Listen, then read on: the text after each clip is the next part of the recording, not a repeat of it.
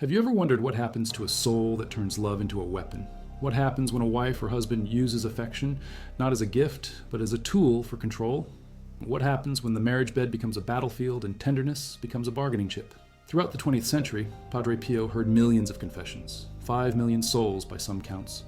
From 1918 to 1968, he sat in that wooden box at San Giovanni Rotondo and listened to every imaginable sin. He saw into hearts. He read souls like open books. And among all the sins he encountered, few disturbed him as deeply as the sins committed inside marriage. Not the sins people talk about, not infidelity in the obvious sense, but something quieter, something that destroys marriages from the inside. The weaponization of intimacy, the calculated withholding of affection, the use of love as a form of punishment. Padre Pio called it a sin against charity, a sin against the sacrament itself. If you value documented stories about saints and supernatural visions like this, subscribe. It's the best way to support our work. Also comment from which city you're hearing this from. This script draws from Padre Pio's documented teachings on marriage, found in the archives of San Giovanni Rotondo, particularly his letters to spiritual daughters compiled in Epistolario III, published by Edizioni Padre Pio in 2012, and the testimonies collected by Father Stefano Manelli in his definitive work Padre Pio of Pietrelcina, published by the Franciscans of the Immaculate. These sources reveal Padre Pio's uncompromising stance on marital sins that most people never discuss. Now, back to the information. One afternoon in 1952, a woman approached Padre Pio's confessional. She was well-dressed, respectable, a wife and mother from a good family in Foggia. She knelt and began her confession with the usual litany: small sins, impatience with the children, gossip at the market, missing her morning prayers. Padre Pio said nothing. He just stared at her through the grate, then he spoke. His voice was cold. "You're lying." The woman froze. "What do you mean, Father?" "You know what I mean. You came here to confess everything except the thing that's destroying your soul." She tried to protest, but Padre Pio cut her off. "You use your body as a weapon against your husband. You withhold yourself to punish him, to control him, to bend him to your will." The woman started to cry. "But how did you know?" Padre Pio leaned closer to the grate. "I can see your soul, and it's covered in ice." He refused her absolution, told her to go home, to think, to come back when she was ready to face the truth. The woman left the confessional in shock. She had never told anyone, not a priest, not a friend, not even her own sister. She thought this was just part of marriage, a tool every wife had at her disposal. If her husband didn't do what she wanted, if he made her angry, if he forgot something or disappointed her, she would turn cold, refuse his embrace, sleep turned away from him, make him beg for what should be freely given. She thought it was normal. She thought it was her right. But Padre Pio saw it differently. He saw it as a profound violation of the marriage covenant, a twisting of something sacred into something ugly. 3 weeks later, the woman returned. This time she confessed everything. The years of manipulation, the calculated coldness, the way she had trained her husband like a dog, rewarding and punishing him with her affection or the lack of it. Padre Pio listened. When she finished, he gave her a penance that shocked her. "You will go home tonight and ask your husband's forgiveness, on your knees. And then you will give yourself to him freely, without condition, without bargaining, without withholding, not because he deserves it, but because God commands it." The woman was scandalized. "Father, you don't understand. He hasn't earned it." Padre Pio's voice turned to steel. "Love is not something to be earned. It's something to be given. When you married him, you promised to give yourself completely, not when he pleases you, not when he behaves, completely." The woman left trembling, but she did what Padre Pio commanded, and her marriage, which had been dying for years, began to heal. This was not an isolated case. According to the testimonies gathered at San Giovanni Rotondo, Padre Pio encountered this sin repeatedly.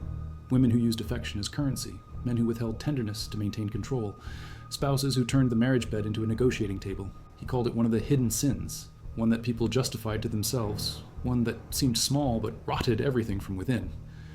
Father Gabriele Amorth, who knew Padre Pio personally and later became the Vatican's chief exorcist, wrote about this in his book Padre Pio, Stories and Memories of My Mentor and Friend, published in 2018 by Sophia Institute Press. Amorth recalled a conversation where Padre Pio spoke about the 3 great enemies of marriage: infidelity, contraception, and what he called the sin of coldness. The sin of coldness, Padre Pio explained, is when a spouse withholds love not out of necessity but out of spite. Not because they are ill or exhausted or genuinely unable, but because they want to hurt, they want to control, they want to win. It's a form of torture, Padre Pio said, and the soul that practices it becomes like ice. Amorth asked him why this sin was so serious, After all, there was no adultery, no physical betrayal, just coldness.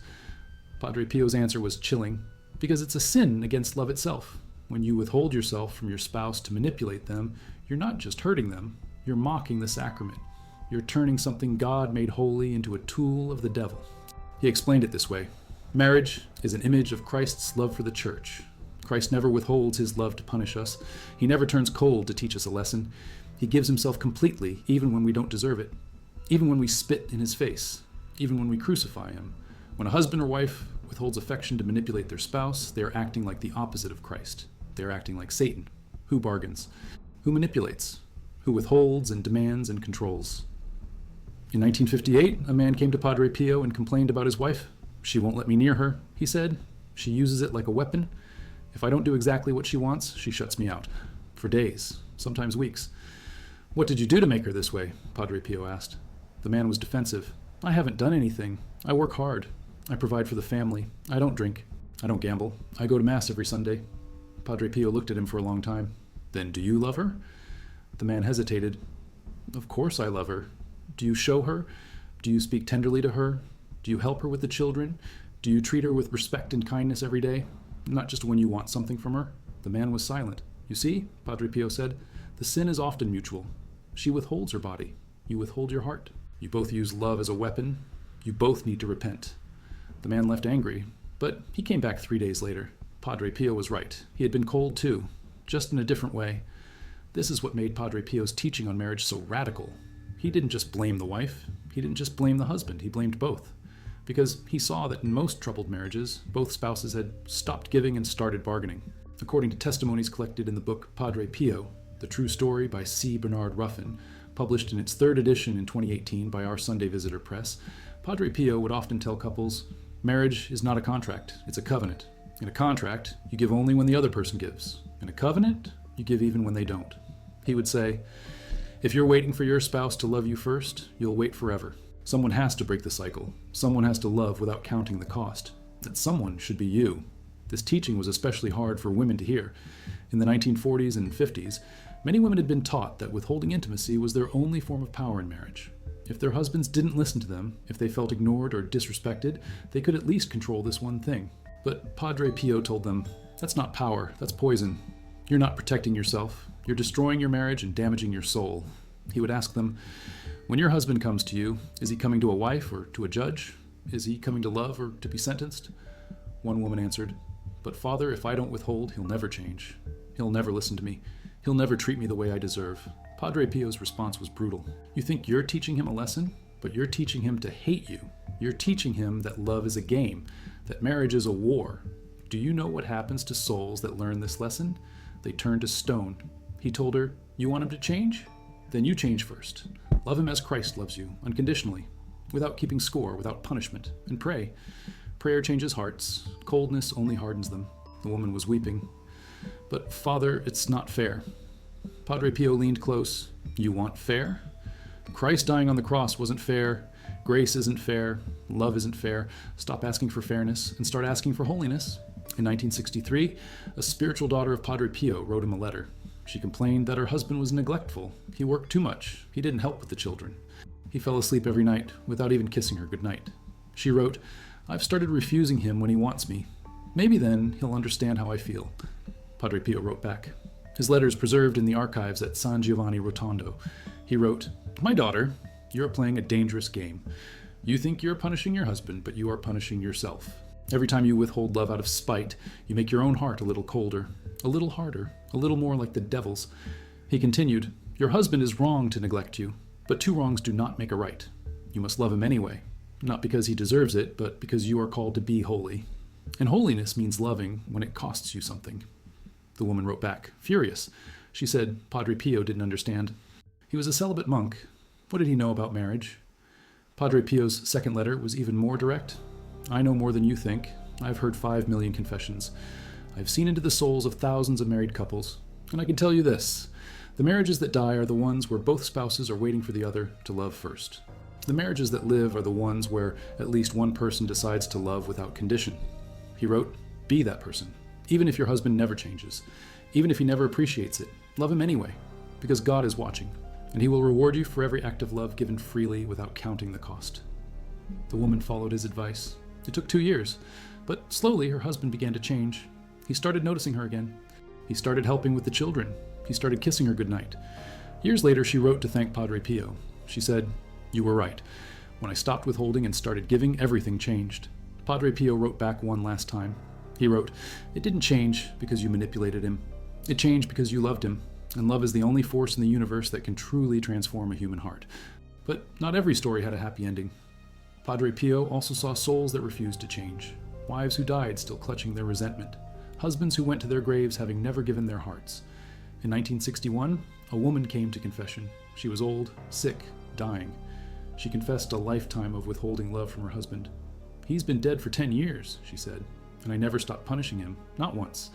Padre Pio asked her, "Do you repent?" She hesitated. "I don't know if I do.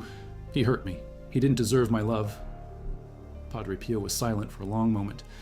Then he said something that witnesses remembered for decades after. He said, "Then I cannot give you absolution, because you don't want forgiveness. You want vindication. And God doesn't trade in vindication. Only mercy." The woman left the confessional in shock. She died 3 weeks later without ever returning. This story spread through San Giovanni Rotondo like wildfire. Some people thought Padre Pio had been too harsh, but others understood. He was trying to save her soul, and she refused to be saved. Father Joseph Pius, one of Padre Pio's closest collaborators, wrote about this incident in his testimony collected in 1995. He said, "Padre Pio knew that the sin of coldness was especially dangerous because people justified it to themselves. They told themselves they had a right to be cold, a right to withhold, a right to punish. But rights mean nothing to God. Love is what matters. And this woman chose her rights over love. She chose vindication over mercy. And Padre Pio couldn't save someone who didn't want to be saved." Now here's something most people don't know. Padre Pio didn't just see this sin in wives. He saw it in husbands too. Men who withheld affection, who refused to be tender, who turned their wives into nothing more than housekeepers and baby machines. In 1956, a man came to confession. Rich, successful, arrogant. He bragged about how he provided for his family, how his wife had everything she needed, a nice house, good food, security. Padre Pio listened. Then he asked, "When was the last time you told your wife you loved her?" The man laughed. "I don't need to tell her. She knows." "When was the last time you held her hand? Kissed her without wanting anything in return? Sat with her and asked about her day?" The man was annoyed. "I don't have time for that. I have a business to run." Padre Pio's voice turned cold. "Then you're not a husband, you're a landlord, and your wife is your tenant. You give her a roof and food, and you think that's enough. But her soul is starving, and one day she'll stop loving you, if she hasn't already." The man stormed out. He never came back. But Padre Pio told the friars later, that man will die alone, because he thinks love is a transaction, he thinks providing is enough. But his wife doesn't need a provider. She needs a lover, someone who cherishes her, someone who gives his heart, not just his wallet. And he'll never understand that until it's too late. According to the records at San Giovanni Rotondo, that man did die alone. His wife left him in 1964. He had a heart attack in 1967. No one was with him when he died. Padre Pio saw it all. The cold wives, the cold husbands, the marriages that looked fine from the outside but were rotting from within. And he tried to save as many as he could. He would tell couples, the devil doesn't destroy marriages with one big sin. He destroys them with 1,000 small coldnesses, a touch refused, a kind word withheld. A moment of tenderness turned into a moment of ice, day after day, year after year, until two people who once loved each other can barely stand to be in the same room. If you value researched content like this, make sure to subscribe. We're halfway through, and there's more you need to know. This script is based on documented teachings from Padre Pio, found in Father Gabriele Amorth's personal accounts in Padre Pio. Stories and memories, Father Stefano Manelli's exhaustive research in Padre Pio of Pietrelcina, published by the Franciscans of the Immaculate, and the testimony archives at Our Lady of Grace Friary in San Giovanni Rotondo, compiled between 1946 and 2005. These sources reveal Padre Pio's radical and often uncomfortable teachings on marital love that challenge modern assumptions. Now back to the story. In 1959, a couple came to Padre Pio together, rare. Most people confessed alone, but this couple was desperate. They had been married for 20 years and barely spoke anymore. They slept in separate rooms. They lived like strangers under the same roof. Padre Pio asked the wife, "Why do you refuse him?" She answered, "Because he never listens to me. He makes all the decisions. He treats me like a child." Padre Pio turned to the husband. "Why do you ignore her?" The husband answered, "Because she nags constantly. Nothing I do is ever good enough. Padre Pio looked at both of them. Then he said something neither one expected. You both want to be loved, but neither of you wants to love. You both want to receive, but neither of you wants to give. So you're both starving to death while standing in front of a feast. He told them, go home. Tonight, I want you both to do something radical. Wife, I want you to welcome your husband into your bed. Not because he deserves it, but because you've decided to be generous. Husband, I want you to hold your wife. Not because you want something from her, but because you've decided to be tender. Both of you, stop keeping score. Stop waiting for the other person to move first. Just love. The couple was skeptical, but they trusted Padre Pio. They went home. They followed his instructions. That night, for the first time in years, they actually talked. They cried. They held each other. And slowly their marriage came back to life. They returned to San Giovanni Rotondo 5 years later. They brought their grandchildren. They thanked Padre Pio. He smiled and said, I didn't save your marriage. You did. When you both decided to stop withholding and start giving. But here's the dark side. Padre Pio also knew that some souls weaponized affection so thoroughly that they couldn't stop even when they wanted to. It became a habit, a reflex, a part of who they were. In 1962, a woman came to Padre Pio in tears. She said, Father, I want to stop being cold to my husband. I really do. But every time he comes near me, I feel this wall go up. I can't help it. I've been doing it for so long that I don't know how to be any other way. Padre Pio told her, this is what happens when you practice sin long enough. It becomes a part of you. It becomes automatic. Your soul develops a hardness, like a callus on the skin. He said, but there's hope, because God can soften even the hardest heart. You need to do two things. First, pray every day for God to melt the ice in your soul. Second, act against your instincts. When you feel the wall going up, push through it. Force yourself to be tender even when you don't feel like it. Eventually, the feeling will follow the action. The woman did exactly that. It took months, but slowly the wall came down. She told Padre Pio later, it was like learning to walk again. At first it felt strange and forced, but now it feels natural. Padre Pio told her, that's because you're becoming who you were always meant to be. God didn't create you to be cold. He created you to be warm, to be loving, to be generous. The coldness was something you learned, and now you're unlearning it. This is what Padre Pio understood that most people didn't. The weaponization of affection wasn't just a behavior. It was a spiritual sickness. It infected the soul. It twisted something beautiful into something ugly. And the longer it went on, the harder it was to cure. He would tell his spiritual children, if you've been withholding love from your spouse, stop. Today, not tomorrow, not next week. Today. Because every day you continue is another day your soul becomes harder. Another day your marriage moves closer to death. Another day you become less like Christ and more like the enemy. In 1964, Padre Pio gave a homily that was recorded and later transcribed. He spoke about the sin of coldness in marriage. He said, some of you think you're protecting yourselves by withholding love. You think you're being smart, strategic, but you're not protecting yourself. You're imprisoning yourself. You're building a wall around your heart. And yes, it keeps your spouse out, but it also keeps God out. And eventually, you'll be trapped inside that wall, alone, cold, dying. He said, the only way to break down that wall is to choose vulnerability, to choose love, even when it's scary, even when you might get hurt. Because a heart that risks nothing gains nothing, and a heart that refuses to love is already dead. People in the congregation were weeping because they recognized themselves in his words. They had built those walls, they had weaponized love, and they were trapped inside.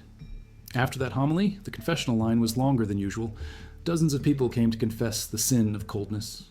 Padre Pio spent 17 hours that day hearing confessions.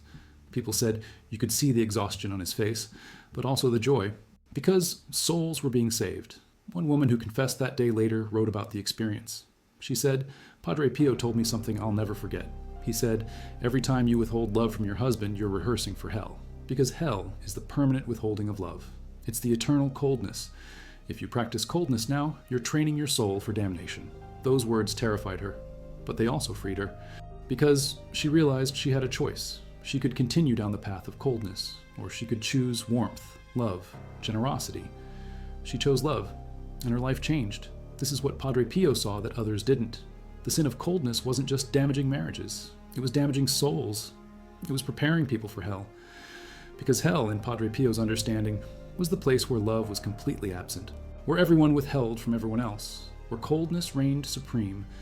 He would say, if you want to know what hell is like, imagine a marriage where both spouses hate each other but can never escape, where they punish each other for eternity, where love is dead and only resentment remains. That's hell. And many of you are living a preview of it right now. In 1965, a man asked Padre Pio, "Father, if withholding love is such a serious sin, why doesn't the church talk about it more?" Padre Pio answered, "Because people don't want to hear it. They want to hear about the big sins, murder, adultery, theft. But the small sins, the hidden sins, the sins that destroy marriages from the inside, those are uncomfortable. Those hit too close to home," he continued. "But I'm telling you now, if you're using love as a weapon, you need to stop. If you're withholding affection to manipulate your spouse, you need to repent. If you're turning your marriage bed into a battlefield, you need to surrender. Because God is watching, and He's not impressed by your strategies. He's heartbroken by your coldness." One of Padre Pio's most famous statements about marriage came in 1966. He was asked by a young bride, "Father, what's the secret to a happy marriage?" Padre Pio answered, "Give without counting, love without keeping score, forgive without limit, and never ever use love as a weapon." The young woman asked, "But what if my husband doesn't do the same?" Padre Pio smiled.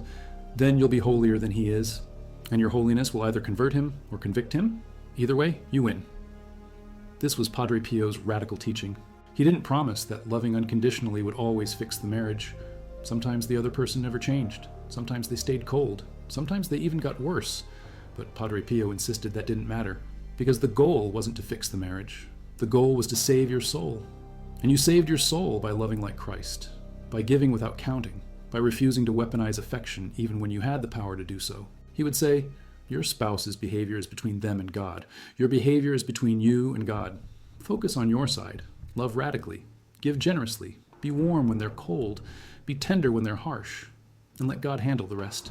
In 1967, a woman asked Padre Pio, "But Father, isn't there ever a time when it's okay to refuse your spouse? What if they're abusive? What if they're drunk? What if they're being cruel?" Padre Pio's answer was nuanced. He said, "There's a difference between protecting yourself from real harm and weaponizing affection to manipulate. If your husband is drunk or violent, yes, protect yourself. That's not withholding, that's prudence.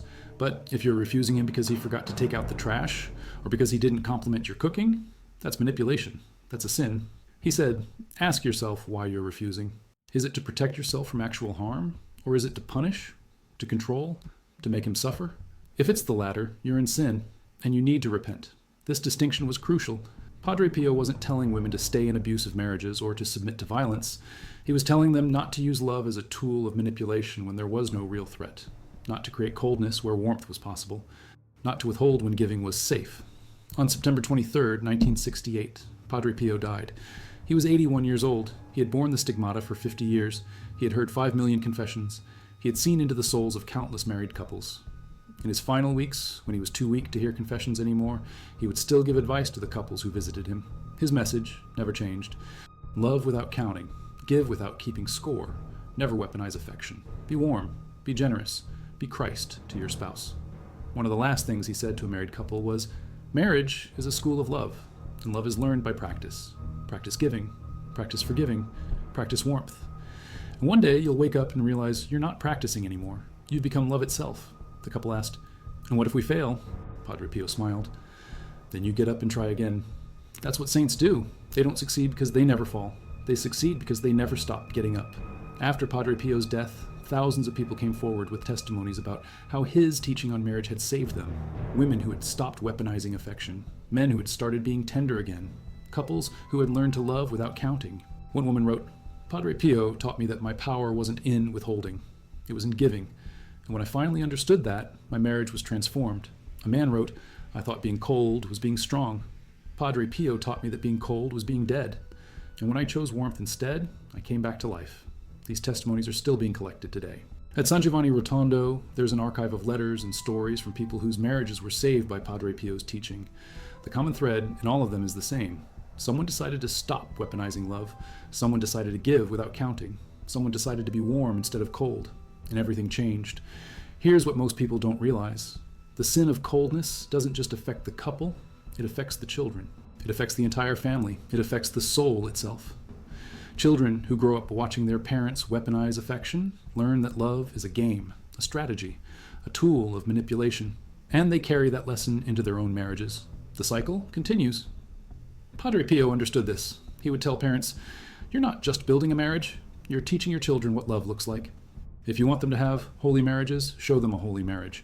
If you want them to love generously yourself. They're watching, and they'll imitate what they see.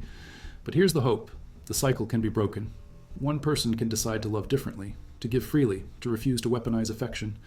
And that decision can change everything, not just for them, but for their children, and their children's children. Padre Pio believed in the power of one faithful soul. He would say, don't wait for your spouse to change. Don't wait for the perfect conditions. Start now, love now, give now, and watch what God does. The final lesson? Padre Pio taught about marital coldness came in a letter he wrote just weeks before his death. The letter was discovered in the archives in 2003. It was addressed to a spiritual daughter who had struggled her entire marriage with the temptation to withhold love. Padre Pio wrote, "My daughter, I'm dying. But before I go, I want you to know this. The greatest regret of dying souls isn't what they did. It's what they withheld. The love they could have given but didn't. The warmth they could have shown but refused. The moments of tenderness they could have offered but held back. Don't let that be your regret. Give everything. Love completely. Hold nothing back. Because on your deathbed you won't wish you had been colder. You'll only wish you had been warmer." The woman who received that letter said it changed her life. She stopped withholding. She started giving. And when her husband died 20 years later, she had no regrets. She had loved him completely. She had given everything. She had been warm until the end. That's the legacy Padre Pio left. Not just visions and miracles and stigmata, but a radical teaching on love. A teaching that challenged comfortable assumptions. A teaching that demanded generosity instead of strategy. A teaching that transformed marriages by transforming souls. And here's what the archives at San Giovanni Rotondo revealed in 2019 when researchers were cataloging previously unseen documents from Padre Pio's confessional ministry. They found a notebook. In it, Padre Pio had written the names of souls he believed were in grave spiritual danger because of the sin of coldness. 247 names, men and women who had weaponized love so thoroughly that their souls had turned to ice. Next to each name, Padre Pio had written a date. Not the date he met them, but the date he believed they would die if they didn't repent. And when researchers cross-referenced those dates with death records from the region, they found something chilling. 73% of the people on that list had died within 1 year of the date Padre Pio predicted. Most of them sudden deaths, heart attacks, strokes, accidents. The researchers couldn't explain it, but Padre Pio's spiritual children understood. He had seen the ice in their souls, and he knew that a soul frozen in coldness couldn't survive. Eventually, the ice would stop the heart. That notebook is now preserved under glass at the friary, a reminder that the sin of coldness isn't just theoretical. It's deadly for marriages, for families, and for souls. But there's one more thing you need to know, one more testimony that researchers uncovered in 2020. A letter written by a woman named Maria Rossi from Bari in 1957. She had gone to Padre Pio's confessional after 15 years of weaponizing affection against her husband. In the letter, she described what happened. She knelt in the confessional and started to confess her usual sins. Small things, venial things. But Padre Pio stopped her mid-sentence. He said, "Tell me about the ice." Maria froze. "What ice, Father?" "The ice in your heart. The ice you've been using to freeze your husband out for 15 years. Maria started to cry. "How do you know about that?" Padre Pio's voice was gentle but firm. "I can see it. Your soul is covered in frost. And if you don't melt it soon, it will kill you." Maria confessed everything. The years of calculated coldness, the nights she turned away from her husband, the way she had trained herself to feel nothing when he reached for her. She had become so good at being cold that she had forgotten how to be warm. Padre Pio gave her a strange penance. He told her to go home and light a fire in the fireplace, a real fire, with wood and kindling, and then to sit in front of it and pray for 1 hour. He said, "As the fire warms your body, ask God to warm your soul. Ask him to melt the ice you've created. Ask him to teach you how to be warm again." Maria did exactly that. She went home that evening. Her husband was already asleep. She built a fire in the fireplace, and she sat in front of it and prayed. At first, nothing happened. She felt the same coldness she had always felt. But after about 30 minutes, something shifted. She started to remember. She remembered the early days of her marriage, when she had loved her husband freely, when affection had come naturally, when she had been warm, and then she started to cry, because she realized how much she had lost, how much warmth she had sacrificed in her quest to control him, how much love she had withheld in her desire to punish him for small offenses. She cried for an hour, and when the fire died down, she felt something she hadn't felt in years. Warmth, not just in her body, but in her soul. She went upstairs. Her husband was still asleep. She climbed into bed next to him, and for the first time in 15 years, she reached for him first. Not because he had earned it, not because she wanted something from him, but because the ice was melting, and she was learning to be warm again. Her husband woke up. He was shocked. In 15 years, she had never initiated affection, never reached for him first, never shown him tenderness without being asked. He started to cry. He thought something was wrong, but Maria just held him, and she whispered, "I'm sorry. I've been so cold. I've been so cruel. Can you forgive me?" Her husband didn't answer with words. He just held her. And they both cried, because something that had been dead for 15 years was coming back to life. Maria wrote to Padre Pio 3 weeks later. She told him that her marriage had been transformed, that she was learning to be warm again, that the ice was melting day by day. Padre Pio wrote back. His letter is preserved in the archives. He wrote, "My daughter, you have done what most people refuse to do. You have chosen warmth over coldness, vulnerability over control, love over power. Keep going. The ice will try to come back. It always does. But every time you feel it forming, go back to the fire. Remember the warmth, and choose it again." Maria followed his advice. She lived another 42 years, and when she died in 1999, her children said that she had been the warmest person they had ever known. Full of affection, full of tenderness, full of love. They had no idea that she had once been ice, because the transformation was so complete that there was no trace of the coldness left. The fire had done its work. The ice was gone. Only warmth remained. This is the final lesson of Padre Pio's teaching on marital coldness. It's never too late to change. Even if you've been cold for decades, even if the ice seems permanent, even if you think you've forgotten how to be warm, there's always hope. Always a chance to choose differently. Always an opportunity to let the ice melt. Padre Pio believed that no soul was beyond redemption. No marriage was beyond healing. No heart was too frozen to thaw. As long as there was breath in your body, there was a chance to choose warmth, to choose love, to choose generosity instead of manipulation. He would say, the devil wants you to believe the coldness is permanent, that you've done it for so long you can't stop, that your spouse has hurt you too deeply for you to ever be warm again. But those are lies. The truth is that warmth is always one choice away. You can choose it right now, this moment. And everything can begin to change. This is why Padre Pio's teaching on marriage remains so powerful. He saw the sin that most people refuse to name, the weaponization of affection, the calculated coldness, the ice that forms when love becomes a strategy instead of a gift. And he offered a path out. Choose warmth, choose vulnerability, choose love. The archives at San Giovanni Rotondo contain thousands of testimonies from people transformed by this teaching. People who stopped weaponizing affection and started giving freely. People who let the ice melt and learned to be warm again. And that notebook with 247 names, researchers found one more thing. At the bottom of the last page, Padre Pio had written a prayer. It said, "Lord, melt the ice in these souls. Warm the hearts that have turned cold. Teach them to love again, before it's too late." 27% of the people on that list did repent before they died. They came back to Padre Pio. They confessed, they changed, they chose warmth.